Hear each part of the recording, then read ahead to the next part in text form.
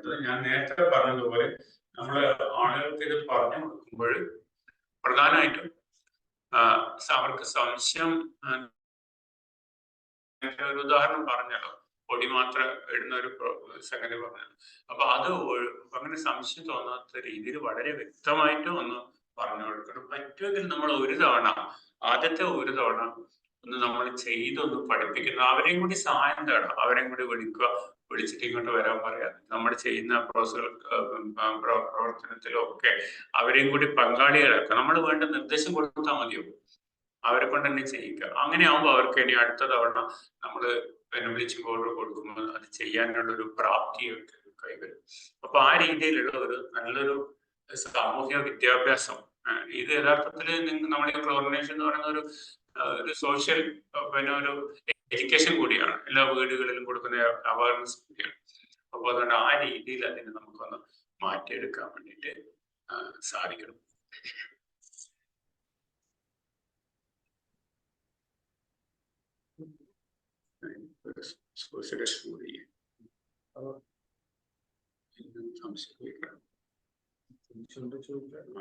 നമ്മൾ ഈ പറഞ്ഞിടത്തോളം കാര്യങ്ങൾ എന്തെങ്കിലും സംശയങ്ങൾ ഉണ്ടെങ്കിൽ ഒന്ന് ചോദിക്കാം.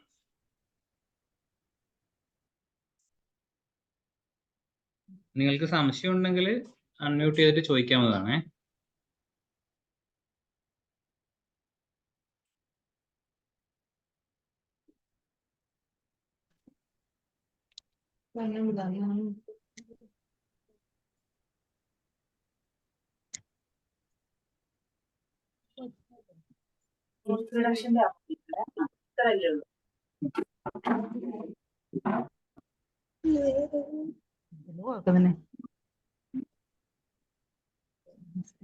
ഇപ്പൊ അൺമ്യൂട്ട് ചെയ്തിട്ടുള്ളവരെല്ലാം സംശയം ചോദിക്കാനുള്ളവരാണോ? ഗീത, രേണുക, വനജ.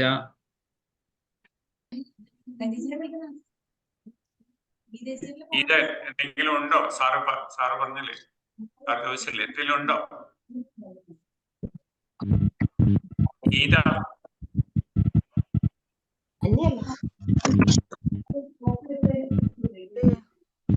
ഹലോ. സാറേ, നമ്മൾ ഈ ക്ലോറിനേഷൻ ചെയ്യാൻ പോകുന്ന സമയത്ത്, ഹലോ, വിമലയാണ്, UPHC മുത്തത്തി. ഹലോ. പിന്നെ നമ്മൾ ഈ ക്ലോറിനേഷൻ ചെയ്യാൻ പോകുന്ന സമയത്ത് മിക്ക വീടുകളിലും കിണറുകളിലും മീനുകൾ ഉണ്ടാവും. അപ്പോ അവര് പറയും മീനുള്ളത് കൊണ്ട് നമുക്കത് ഇപ്പം ചെയ്യാൻ പറ്റൂല, നമ്മൾ പിന്നെ ചെയ്തോളാം, അങ്ങനെയുള്ള എക്സ്ക്യൂസ് എല്ലാം പറയുന്ന ടീമുണ്ട്. അപ്പൊ ആ മീനുകളിലെ കിണറിലെല്ലാം അത് ചെയ്തു കഴിഞ്ഞാൽ നമുക്ക് പിറ്റേന്നേരം മീനാരും ചത്തിട്ടുണ്ടെങ്കിൽ വഴക്കെല്ലാം കിട്ടാറുണ്ട്. അതിനെന്തെങ്കിലും ലാസ്റ്റ് പറയാൻ ഉദ്ദേശിച്ച ഒരു സംഗതിയാണ്. യഥാർത്ഥത്തില് നമ്മൾ ഈ കിണറുകൾ എന്ന് പറഞ്ഞാൽ എന്തിനു വേണ്ടിയിട്ടുള്ളതാണ്?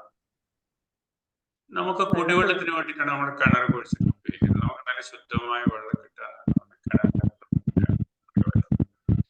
അപ്പൊ അവിടെ നമ്മുടെ മത്സ്യങ്ങൾ വളർത്തുന്നതുകൊണ്ട് പ്രത്യേകിച്ച് എന്താ ഗുണം എന്നുള്ള ആൾക്കാരോടൊന്ന് ചോദിക്കണം. ഒരു ചോദ്യമായിട്ട് നിങ്ങൾ പറയണം അവരോട്.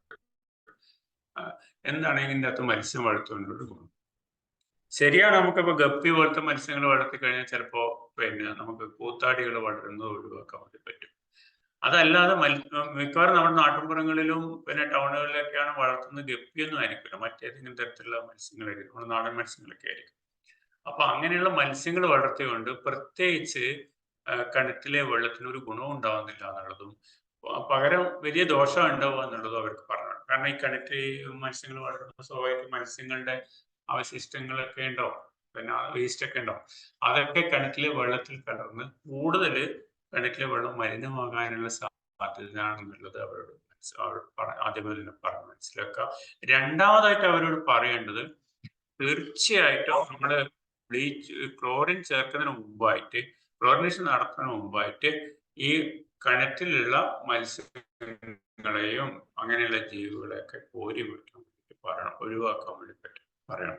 അതല്ലെങ്കിൽ ക്ലോറിനേഷൻ കഴിഞ്ഞിട്ട് ഇത് ചത്തു പൊങ്ങി കഴിഞ്ഞാൽ ഉടനെ തന്നെ കോരി മാറ്റും പറയണം. നമ്മൾ പറയേണ്ടുന്ന ഒരു മെസ്സേജ് എന്ന് പറഞ്ഞാൽ, കിണർ ഒരിക്കലും മീൻ വളർത്താനുള്ള ഒരു സ്ഥലമല്ല. അതിന് വേറെ എന്തെങ്കിലും സംവിധാനം ചെയ്യാമല്ലോ. നമുക്ക് വലിയ ചെറിയൊരു ടാങ്കോ ഒരു പാത്രങ്ങളോ ഒക്കെ വെച്ചിട്ട് നമുക്ക് ഈ ഗപ്പീനെ പോലെ സാധനങ്ങളെ വളർത്താൻ വേണ്ടി പറ്റും. പുറത്തുതന്നെ നടത്താൻ വേണ്ടി പറ്റും. അപ്പൊ ഇത് ഒഴിവാക്കിയിട്ട് കിണറ്റിൽ ഇതിനെ വളർത്തുന്നത് ഒഴിവാക്കിയിട്ട് നമ്മൾ കിണർ എന്ന് പറഞ്ഞാൽ നമുക്ക് ശുദ്ധമായ കുടിവെള്ളം ലഭിക്കുകയാണ് നമ്മളെ പ്രാഥമികമായ ഉദ്ദേശം എന്നത് ആൾക്കാരെന്ന് പറഞ്ഞ് ബോധ്യപ്പെടുത്തുക എന്നുള്ളതാണ് കാര്യം. രണ്ടാമത് ഒരു കാര്യം കൂടി ഞാൻ സൂചിപ്പിക്കാം. രണ്ടാമത്തെ കാര്യം, ചിലരുടെയൊക്കെ ധാരണ എന്ന് വെച്ചാൽ ഈ ബ്ലീച്ചിങ് പൗഡർ ഇട്ട് കഴിഞ്ഞാൽ നമുക്ക് കൂത്താടികൾ, ഡെങ്കിപ്പനിയുടെ ഒക്കെ കൂത്താടികളുണ്ടല്ലോ, അതിന് നശിപ്പിക്കാൻ പറ്റുന്നുള്ള ഒരു ധാരണ ആൾക്കാർക്കുണ്ട്. അതുകൊണ്ട് ഈ ബ്ലീച്ചിങ് പൗഡർ വാങ്ങിച്ചു കൊണ്ടുപോയി ഇങ്ങനെയുള്ള സ്ഥലങ്ങളിലൊക്കെ ഇടുന്ന, വെള്ളം കെട്ടിക്കിടക്കുന്ന സ്ഥലത്തിലൊക്കെ ഇത് കുറച്ചിടുക, അങ്ങനെ ചില ആൾക്കാർക്ക് ഒരു രീതിയുണ്ട്. അതും നമ്മൾ നിരുത്സാഹപ്പെടുത്തണം. കാരണം വെച്ചാൽ ബ്ലീച്ചിങ് പൗഡർ ഇട്ടുകൊണ്ട് കൂത്താടികളെ നശിപ്പിക്കാൻ വേണ്ടി പറ്റും. ഈ ബ്ലീച്ചിങ് പൗഡർ പ്രധാനമായിട്ട് നമ്മൾ വെള്ളത്തിൽ ആണ് അതിന്റെ പ്രവർത്തനം. വെള്ളത്തിൽ രോഗാണുക്കൾക്കെതിരായിട്ടുള്ള പ്രവർത്തനമാണ്. ഗപ്പിക്കും പിന്നെ ഈ കൂത്താടികൾക്ക്, ഡെങ്കിപ്പനിന്റെ ആയാലും മറ്റ് രോഗങ്ങളുടെ ആയാലും കൂത്താടികൾക്ക് അതുകൊണ്ട് പ്രത്യേകിച്ച് പ്രയോജനം ഇല്ല എന്നുള്ള കാര്യം നമ്മളോട് പറഞ്ഞ് മനസ്സിലാക്കുക. അതെ, അത് തന്നെയാണ് എനിക്കും ആഡ് ചെയ്യാനുള്ളത്. കാരണം ഇപ്പൊ വാട്ടർ അതോറിറ്റി ഒന്നും നമ്മുടെ ഗപ്പി മത്സ്യത്തെ പോലും ഏതെങ്കിലും ഇതിനകത്ത് നിക്ഷേപിക്കാനായിട്ട് അവർ പോലും സമ്മതിക്കുന്നില്ല. കാരണം ഇതന്നെ അമോണിയയുടെ കണ്ടന്റ് കൂടുമെന്നാണ് വാട്ടർ അതോറിറ്റിക്കാർ പറയുന്നത്.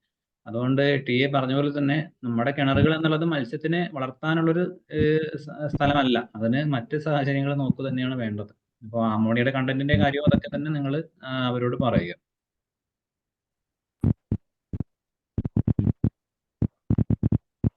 ഓക്കെ, ഇനി സംശയങ്ങളുള്ളവര് ആരെങ്കിലും ഉണ്ടോ? സംശയങ്ങൾ ചോദിക്കാം. ഹലോ ഹലോ, പറഞ്ഞോ സർ. കൊളസ്ട്രോളുള്ള ആശയാണ്. നമ്മളിപ്പോ ഒരു പ്രാവശ്യം ക്ലോറിനേറ്റ് ചെയ്ത് കഴിഞ്ഞാല് പിന്നെ അടുത്ത തവണ എപ്പോഴാ ചെയ്യുന്നത്? അതായത് സമയക്രമം അല്ലെ? സാധാരണ ഇതില് നമ്മള് ക്ലോറിനേഷൻ നടത്തേണ്ടത് ഈ 2 ആഴ്ചയിൽ ഒരിക്കലാണ്. സാധാരണ നമ്മൾ ക്ലോറിൻ കിണറ്റിൽ ചേർത്ത് കഴിഞ്ഞാല് നമ്മൾ ഈ പറഞ്ഞതുപോലത്തെ പ്രവർത്തനത്തിൽ കൂടി എഫക്റ്റീവായിട്ട് നമ്മൾ ക്ലോറിനേഷൻ നടത്തി കഴിഞ്ഞാല് അതിനകത്ത് അവക്ഷിപ്ത ക്ലോറിൻ എന്ന് പറയുന്ന ഒരു സംഗതി ഉണ്ട്. അതായത് ഇതിനകത്തുള്ള ക്ലോറിൻ കണ്ടന്റ് ആ കിണറ്റിലെ വെള്ളത്തിൽ നിലനിൽക്കുന്ന, സജീവമായിട്ട് ആക്റ്റീവായിട്ട് നിലനിൽക്കുന്ന സമയം എന്ന് പറയുന്നത് 2 ആഴ്ചക്കാലാണ്, 14 ദിവസമാണ്. അപ്പൊ ഈ മഴക്കാലത്തൊക്കെ നമ്മൾ കൂടുതൽ ഇത് മലിനീകരണം നടക്കാൻ സാധ്യതയുള്ളത് കൊണ്ട് തന്നെ നമുക്ക് 2 ആഴ്ചയിൽ ഒരിക്കൽ ചെയ്യുന്നത് ഏറ്റവും നല്ല ഒരു പ്രയോജനം കിട്ടാനുള്ള മാർഗം. ഇനി പകർച്ചവ്യാധികളൊന്നും അധികം ഇല്ലാത്ത സമയങ്ങളിൽ നമ്മളങ്ങനെ 2 ആഴ്ചയിൽ ഒരിക്കൽ ചെയ്യണം എന്നുള്ളത് നിർബന്ധം പിടിക്കേണ്ടതില്ല. ശരിക്ക് 2 തവണ നിർബന്ധമായിട്ട് നമ്മൾ ചെയ്യാൻ വേണ്ടി പറയാം. ഒന്ന്, നമ്മൾ മഴക്കാലത്തിന് മുന്നോടിയായിട്ട് മഴക്കാലം തുടങ്ങുമ്പോൾ ചെയ്യാൻ വേണ്ടി പറയാം.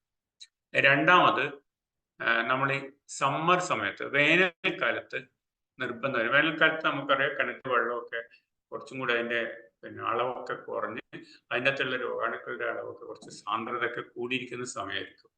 അപ്പൊ ആ സമയത്തും ഒന്ന് ചെയ്യാൻ വേണ്ടി പറയാം. ഈ 2 സമയത്താണ് നമ്മുടെ നാട്ടിൽ കൂടുതലായിട്ടും വയറിളക്ക രോഗങ്ങളൊക്കെ പടർന്നു പിടിക്കുന്നത് വെള്ളത്തിൽ കൂടി.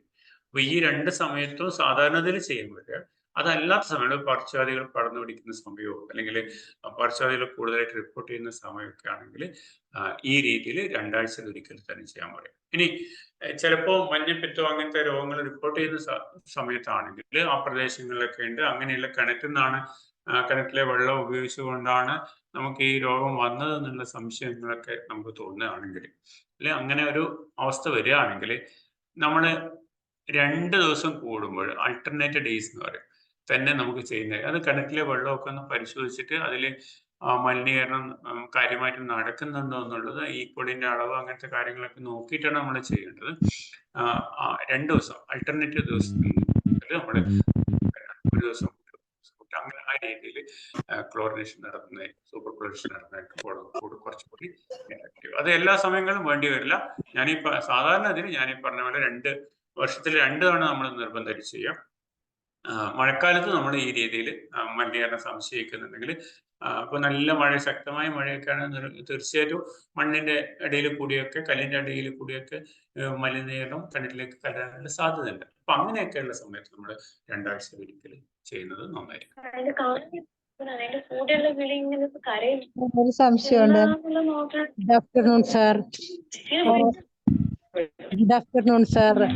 പണ്ട് ബ്ലീച്ചിങ് പൗഡർ നല്ല പൗഡർ രൂപത്തിലുള്ളതായിരുന്നു. ഇപ്പൊ ആ. കുറച്ചായിട്ട് ആ പൗഡർ രൂപത്തിലില്ലാതെ കട്ട പിടിക്കുന്ന അവസ്ഥയാണ് ഉള്ളത്. അപ്പൊ അതിൽ ആ. ഗുണനിലവാരം ഉണ്ടാവുമ്പോൾ ക്ലോറിനേഷൻ ചെയ്തിട്ട് കാര്യമുണ്ടോ എന്ന് അറിയാൻ വേണ്ടിയായിരുന്നു സാറേ.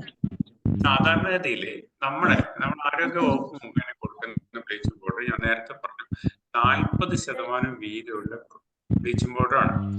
ആ ബ്ലീച്ചിങ് പൗഡറിൽ നമ്മൾ എങ്ങനെ ഏത് രീതിയിൽ നഷ്ടപ്പെട്ടാലും നമുക്കൊരു 30-33% ക്ലോറിൻ അതിനകത്ത് ഉണ്ടാവും. അപ്പൊ അത് ഞാൻ ഈ പറഞ്ഞ അളവ് വെച്ച്, അതായത് 1000 ലിറ്ററിന് 2.5 ഗ്രാമോ അല്ലെങ്കിൽ സൂപ്പർ ക്ലോറിനേഷൻ എന്നുള്ളതിൽ 5 ഗ്രാമോ ഉപയോഗിക്കുകയാണെങ്കിൽ എഫക്റ്റീവ് ആയിരിക്കും. അതിൽ സംശയമൊന്നും വേണ്ട. പിന്നെ തീരെ ഒരുപാട് ദിവസങ്ങളിൽ ഇങ്ങനെ തുറന്നു വെച്ചിട്ടൊക്കെ അങ്ങനെ ഉപയോഗിക്കുന്ന ബ്ലീച്ചിങ് പൗഡർ അത്ര ഫലപ്രദമാണെന്നും ഇല്ല. പിന്നെ ഏറ്റവും എനിക്ക് എൻ്റെ അനുഭവത്തിൽ ഏറ്റവും കൂടുതൽ പ്രശ്നം വന്നിട്ടുള്ളത് നമ്മൾ ഈ തുണിക്കൊക്കെ പിന്നെ എന്താ പറയാ കരിമ്പം വരിക എന്നൊക്കെ പറയില്ല, നമ്മൾ കറുത്ത മഴക്കാലത്തൊക്കെ വരുന്നതാണ് വെള്ള തുണിയിലൊക്കെ. അങ്ങനെ വന്നു കഴിഞ്ഞാൽ ആൾക്കാർ അത് ഈ പിന്നെ ക്ലോറിന്റെ സൊല്യൂഷനിൽ ഇട്ട് വെച്ചിട്ട് പിന്നെ ആ കരിമ്പം കളയാൻ വേണ്ടി ശ്രമിക്കും. അപ്പൊ അങ്ങനെ കളയാൻ വേണ്ടിയിട്ട് ചിലപ്പോൾ നമുക്ക് കടകളിലൊക്കെ ചില ഷോപ്പുകളിലൊക്കെ ഇങ്ങനെ ബ്ലീച്ചിങ് പൗഡർ എന്നുള്ള രീതിയിൽ കൊടുക്കാറുണ്ട്. അതിൽ പലപ്പോഴും 20% താഴെയായിരിക്കും ഈ ക്ലോറിന്റെ കണ്ടന്റ് ഉണ്ടാവുക, ക്ലോറിന്റെ അളവുണ്ടാവുക. അപ്പൊ അങ്ങനത്തെ സാധനം ഉപയോഗിക്കുന്നത് തീരെ ഫലപ്രദമല്ല. കാരണം ഈ അളവൊന്നും പോരാ ബ്ലീച്ചിങ് പൗഡർ. അതേസമയം നമുക്ക് PCകളിലൊക്കെ കിട്ടുന്ന സാധനം പിന്നെ കുറച്ച് ഈർപ്പൊക്കെ കലർന്നാലും അതിന്റെ ഗുണനിലവാരം ഒട്ടൊക്കെ നമുക്ക് പിന്നെ കിട്ടും എന്ന് തന്നെയാണ് അനുഭവത്തിൽ പറയാനുള്ളത്. സാർ ഒരു സംശയം ചോദിച്ചോട്ടെ? ഹലോ അല്ല, പറഞ്ഞോളൂ. സാർ, ഒരു കിണറ്റില് ഫുള്ള് കൂത്താടികള്. ഒരു വീട്ടിൽ നിന്ന് തന്നെ വിളിച്ചിട്ട് ചോദിച്ച് ഇതെന്നാ ചെയ്യേണ്ടത് ചോദിച്ചാൽ നിറച്ചും വെള്ളം വലിച്ചിട്ട് കാണിച്ചാണ് തൊട്ടിയിലെല്ലാം ഫുള്ള് കൂത്താടികൾ വരുന്നത്. അപ്പൊ ഞാൻ പോയിട്ട് സൂപ്പർ ക്ലോറിനേഷൻ ചെയ്ത് ഒരു 2 ദിവസം കഴിഞ്ഞാൽ പിന്നെയും ഇന്ന് രാവിലെ പിന്നെയും വിളിച്ച് പിന്നെയും ചെയ്തു കൊടുത്തിട്ടുണ്ട്. കുറച്ച് മാറ്റം വന്നിട്ടുണ്ട്, എന്നാലും ഫുള്ളായിട്ട് നശിക്കുന്നില്ലല്ലോ സാർ? അല്ല, ഈ കൂത്താടികളെ നശിപ്പിക്കാൻ ഞാനത് നേരത്തെ പറഞ്ഞേ, കിണറ്റിലുള്ള കൂത്താടികളെ നശിപ്പിക്കാൻ നമുക്ക് ബ്ലീച്ചിങ് പൗഡർ ഉപയോഗിച്ച് കഴിഞ്ഞാലൊന്നും സാധിക്കൂല. നിറച്ചുണ്ട് അത് പിന്നെ അതിനുള്ള കൂത്താടി നശിപ്പിക്കാനൊരു സാധനമല്ല ബ്ലീച്ചിങ് പൗഡർ. അതിന് വേറെ എന്തെങ്കിലും മാർഗങ്ങൾ വന്നാല് ഇത് എന്താ ശരിക്കും കൂത്താടി തന്നെയാണോ നിങ്ങൾ നോക്കിയാ? വലിച്ചിട്ട് കാണിച്ചു അതിന്. അതെ, ആ കൊതുകിന്റെ കൂത്താടി തന്നെ പലതരത്തിലുള്ള ജീവികൾ ഉണ്ടാവും കിണറ്റിൽ. മഴക്കാലത്തെല്ലാം വന്നിട്ട് കൂത്താടി തന്നെ ആയിരിക്കുമല്ലോ പലതും. അപ്പൊ അത് ശരിക്കും പഠിക്കണം, അത് എന്ത് സാധനമാണെന്നുള്ളതൊന്ന് മനസ്സിലാക്കണം. അങ്ങനെ മനസ്സിലാക്കിയതിന് ശേഷം മാത്രമേ നമുക്ക് ബാക്കിയുള്ള മാർഗങ്ങൾ ചെയ്യാൻ പറ്റുള്ളൂ. കണ്ടെയ്നറിൽ കണ്ട കൂത്താടി തന്നെയാ കാണുന്നത്. കൊതുകിന്റെ കൂത്താടി തന്നെയാണോ നോക്കിയോ? അല്ല, ചില ചെറിയ ജീവികളുണ്ട് ഈ പിന്നെ കിണറിന്റെ വെള്ളത്തിന്റെ മേലെ ലെയറിൽ ഇങ്ങനെ കഴിയുന്ന കുറെ ജീവികളുണ്ട്. അതെ, അത്രയധികം കൂത്താടികളുണ്ടോ കിണറ്റില്? ഉണ്ട്. അതിന് ക്ലോറിനേഷൻ കൊണ്ട് കാര്യമൊന്നുമില്ല. അതിന് അവരോട് പറയേണ്ടത് ശരിക്കും കിണർ ശരിക്കും മൂടി വെക്കുക. ഇതിനകത്ത് നമുക്ക് ഉപയോഗിക്കാൻ പറ്റുന്ന ചില സാധനങ്ങളുണ്ട്, അത് നമുക്ക് വലിയ അപകടമില്ലാത്ത ചില സാധനങ്ങളുണ്ട്. അങ്ങനത്തെ സാധനങ്ങൾ നിങ്ങൾ PC ആയിട്ട് ബന്ധപ്പെട്ടിട്ട് അതിന്റെ ബാക്കിയുള്ള കാര്യങ്ങളൊന്ന് ശരിക്കും പഠിച്ചിട്ട് ചെയ്യുന്നതായിരിക്കും നല്ലത്. അവിടുത്തെ PC സ്റ്റാഫുമായിട്ട് ബന്ധപ്പെട്ടിട്ട് സൂപ്പർ ക്ലോറിനേഷൻ ചെയ്തു കൊടുക്കുന്ന പറഞ്ഞു. അതുകൊണ്ട് പ്രത്യേകിച്ച് കൂത്താടികൾക്ക് വലിയ കാര്യമൊന്നുമില്ല. സാർ, ഈ കിണറ് വാഴയുള്ള കിണറ്റിൽ ചെയ്യാൻ വിടുന്നില്ലല്ലോ? കിണറ് വാഴയുള്ള കിണറുണ്ട്, ഉള്ളിൽ കിണറ് വാഴയുണ്ട്, അതുകൊണ്ട് ചെയ്യണ്ട. ഇന്ന് ഞാൻ പോയിട്ട് 2 വീട്ടിൽ അതുണ്ടായിട്ട് ചെയ്യാൻ വിട്ടിട്ടില്ല.